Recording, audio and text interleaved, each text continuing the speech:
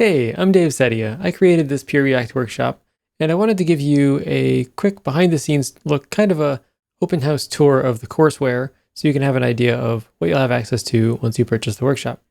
So once you purchase, this page is going to refresh and turn into this page, and you'll have access to all the modules on this one page.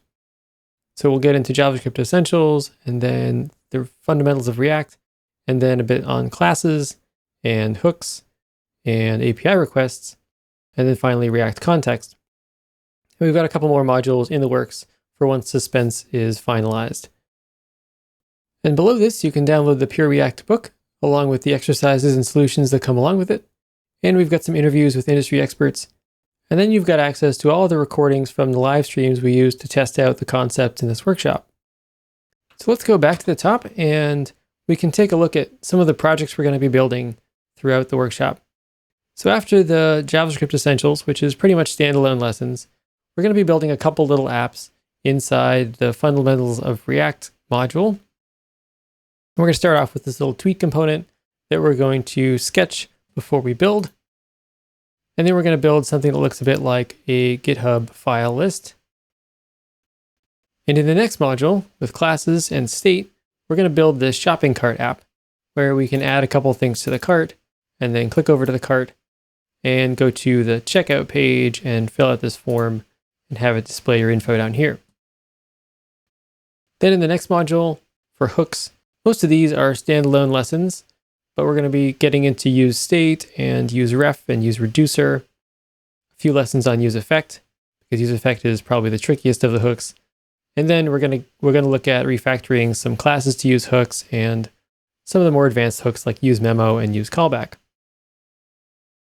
And in the API requests module, we're going to build out this little pet store app where we can add pets to the store, we can edit ones, and save them to the server.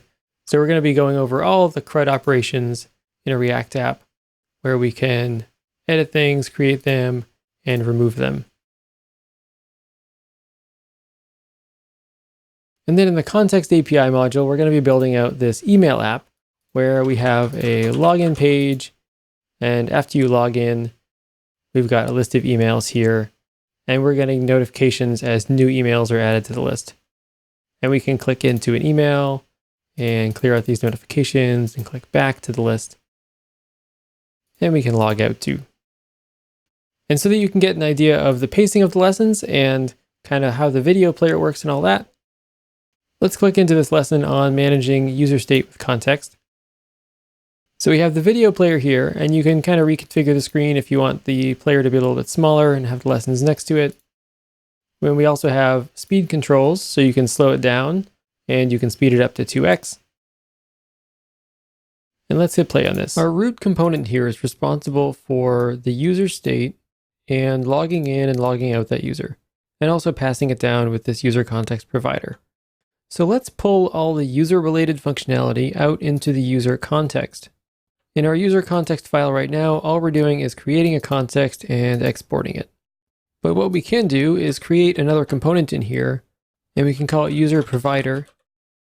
And this user provider component can be responsible for holding on to the user and its change functions.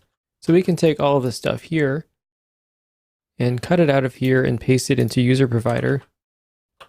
And we can also move over our user context provider rendering section over to here as well. And we can return this. And to make it generic, we don't really want to conditionally render main page or login page. We're just going to render whatever is passed in as children here. So we'll take the children prop, and we'll need to import use state now.